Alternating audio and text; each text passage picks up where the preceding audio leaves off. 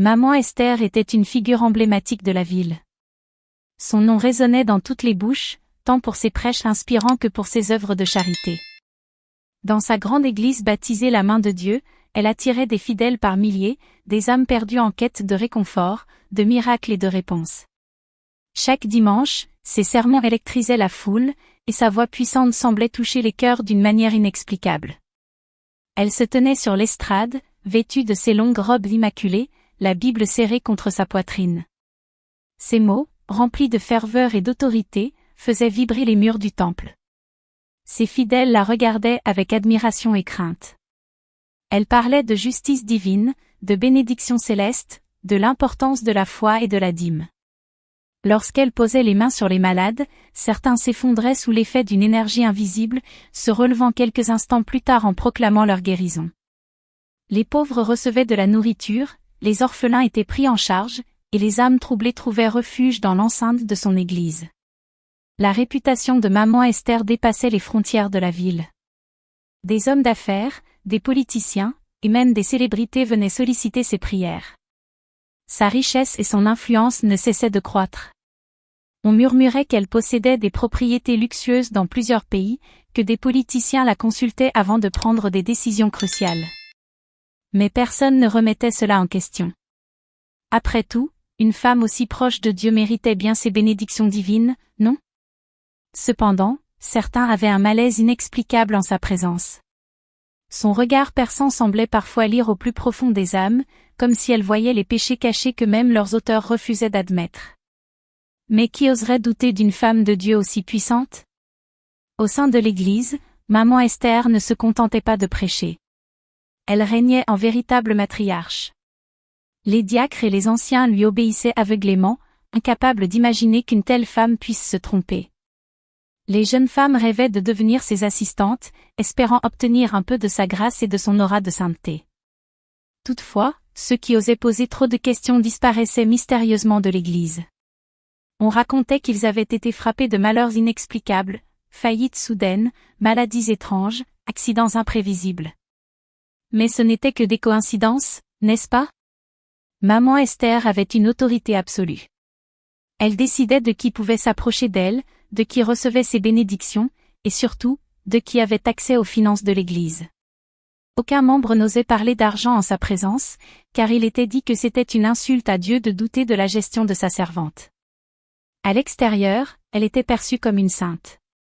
Les médias chantaient ses louanges. Elle finançait des écoles, distribuait des repas aux plus démunis, construisait des orphelinats. Les photos de ses bonnes actions circulaient sur les réseaux sociaux, accompagnées de citations bibliques motivantes. Elle était la preuve vivante que Dieu bénissait ses serviteurs fidèles. Mais quelque chose clochait. Certains pauvres qu'elle avait aidés racontaient des histoires troublantes. Des jeunes filles hébergées dans ces refuges disparaissaient du jour au lendemain, sans laisser de traces. Des hommes qui avaient sollicité son aide finissaient par tout perdre, comme si une force invisible les dépouillait de leur chance. Pourtant, ces murmures s'éteignaient aussi vite qu'ils étaient apparus, comme étouffés par une main invisible. Les fidèles, hypnotisés par sa prestance, ne prêtaient pas attention à ces rumeurs. Car comment une femme de Dieu pouvait-elle être impliquée dans quoi que ce soit de sombre? Ce que personne ne savait, c'est que lorsque la nuit tombait et que les projecteurs s'éteignaient, Maman Esther n'était plus la même. Sous la lueur de la lune, elle abandonnait ses longues robes blanches et ses prières publiques pour revêtir une autre identité. Elle se retirait dans une demeure secrète, un temple caché dans une forêt interdite. Là, sous l'ombre d'arbres centenaires, entourée d'adeptes silencieux vêtus de noir, elle se livrait à des rituels obscurs. C'est dans cet endroit que résidait son véritable pouvoir. Assise sur un trône orné d'inscriptions anciennes, elle dictait le destin de ceux qui lui étaient redevables. Les noms des fidèles étaient écrits sur des parchemins qu'elle brûlait avec des encens mystérieux. Ceux qui osaient s'opposer à elle subissaient une lente descente aux enfers, marquée par des malheurs en cascade. Elle ne priait pas Dieu, mais une autre entité, une force ancienne et obscure qui lui avait accordé tout ce qu'elle possédait. Son église, sa richesse, son influence, tout cela était le fruit d'un pacte qu'elle avait scellé dans l'ombre. Dans la ville, un jeune homme du nom de Daniel commençait à se poser des questions. Fidèle de l'Église depuis son enfance, il avait toujours admiré maman Esther, la considérant comme une lumière dans sa vie. Mais ces derniers temps, il observait des choses troublantes. Les malheurs qui frappaient les opposants de maman Esther, la manière dont certains fidèles semblaient sous une emprise inexplicable, et surtout, ces cauchemars qu'il faisait chaque nuit où il voyait son visage sous une forme terrifiante. Un soir, il décida d'enquêter. Le cœur de Daniel battait fort alors qu'il repensait à tout ce qu'il avait vu et entendu. Depuis plusieurs semaines, il ne pouvait s'empêcher de remarquer des incohérences dans le comportement de maman Esther. Lui qui avait toujours été un fervent admirateur de la prophétesse, un disciple loyal qui buvait ses paroles, commençait à douter. Mais pouvait-il vraiment remettre en question l'intégrité d'une femme que toute la ville considérait comme une sainte? Tout avait commencé par des rêves troublants.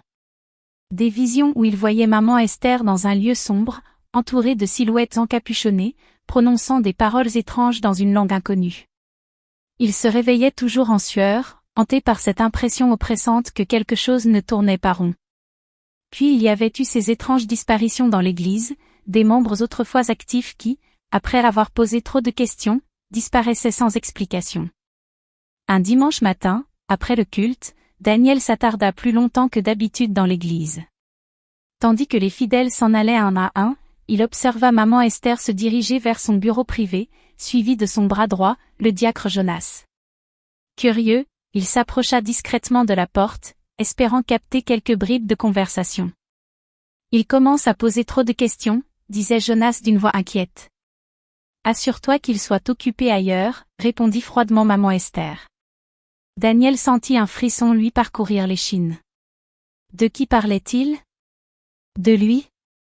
Il recula prudemment et quitta l'église, la tête pleine de questions. Une découverte choquante. Déterminé à en savoir plus, Daniel décida d'agir. Une nuit, il retourna à l'église, se cachant derrière les piliers de marbre imposants. Il savait que maman Esther restait souvent tard après les cultes du mercredi, prétendant prier seule pour le bien de la communauté. Mais ce qu'il vit ce soir-là dépassa tout ce qu'il aurait pu imaginer. Depuis sa cachette, il observa maman Esther entrer dans le sanctuaire, vêtue non plus de ses robes blanches habituelles, mais d'un long manteau noir à capuche. Elle alluma plusieurs bougies rouges autour de l'autel et sortit un parchemin jauni qu'elle déroula lentement. Puis elle commença à réciter des incantations. Les flammes des bougies vacillèrent, et une force invisible sembla envahir la pièce. Daniel sentit une lourdeur s'abattre sur ses épaules, comme si une présence surnaturelle s'éveillait dans l'enceinte sacrée. C'était donc vrai. Ce n'était pas un simple soupçon. Maman Esther cachait un secret impensable. Il recula lentement, le cœur battant, mais trébucha sur un banc, provoquant un bruit sec qui résonna dans l'église silencieuse. Maman Esther tourna brusquement la tête, ses yeux brillant d'une lueur inquiétante. « Qui est là » tonna-t-elle. Daniel, pris de panique, se redressa et courut hors du sanctuaire avant qu'elle ne puisse le voir. Il savait qu'il ne pouvait plus garder le silence. Il devait révéler la vérité. Mais comment dénoncer une femme aussi puissante sans risquer sa propre vie? Dès le lendemain, Daniel remarqua que tout semblait différent. Les fidèles le regardaient bizarrement, comme s'ils avaient reçu une mise en garde contre lui. Le diacre Jonas l'évitait et, pire encore, il reçut une convocation inattendue, maman Esther voulait le voir en privé. Il entra dans son bureau, le cœur lourd. Elle était assise derrière son grand bureau en bois massif, un sourire énigmatique sur les lèvres. « Mon fils, dit-elle doucement, j'ai entendu dire que tu posais beaucoup de questions ces derniers temps. » Daniel hésita. Je veux juste comprendre certaines choses, maman. Elle lui prit les mains, son regard perçant le transperçant de part en part. Parfois, la foi ne nécessite pas de compréhension, Daniel. Il faut simplement croire et suivre. Il hocha la tête, feignant l'acceptation. Mais au fond de lui, il savait qu'il n'avait plus de temps. Il devait rassembler des preuves, et vite. Daniel décida de ne pas affronter maman Esther seule. Il parla à quelques fidèles qui partageaient ses doutes. Ensemble, ils mirent au point un plan, ils allaient espionner ses déplacements nocturnes et filmer tout ce qu'ils découvriraient. Une brume lourde enveloppait l'église, et une étrange tension flottait dans l'air. Daniel, le cœur battant, sentait que cette nuit serait décisive. Il jeta un regard aux ombres qui s'allongeaient sur les murs sacrés, se demandant si elles n'étaient pas le reflet des âmes corrompues qui hantaient ce lieu. Derrière lui, ses compagnons retenaient leur souffle, conscients que ce qu'il s'apprêtait à révéler pourrait tout changer, ou les condamner. Daniel et ses alliés savaient que la vérité devait éclater. Maman Esther, autrefois perçue comme une sainte, n'était en réalité qu'un monstre dissimulé sous des habits de pureté. Pourtant, révéler son secret ne serait pas une tâche facile. Elle était puissante, influente et avait le respect inébranlable de milliers de fidèles. Mais la justice divine ne dort jamais, et l'heure de son jugement approchait. Daniel et quelques autres fidèles décidèrent d'agir avec prudence. Ils mirent en place un plan pour rassembler des preuves irréfutables des activités occultes de Maman Esther. Ils savaient qu'une simple accusation ne suffirait pas. Il leur fallait des enregistrements, des témoins, et surtout, un moyen de la confronter devant tout le monde. Un soir, Daniel et deux complices décidèrent de suivre Maman Esther après son culte du mercredi soir. Comme ils l'avaient déjà remarqué, elle quittait l'église seule et s'éclipsait dans une direction inconnue. Cette fois-ci, armés de caméras cachées et de téléphones portables, ils la suivirent discrètement. Elle prit un chemin sinueux qui menait à une forêt dense située en périphérie de la ville.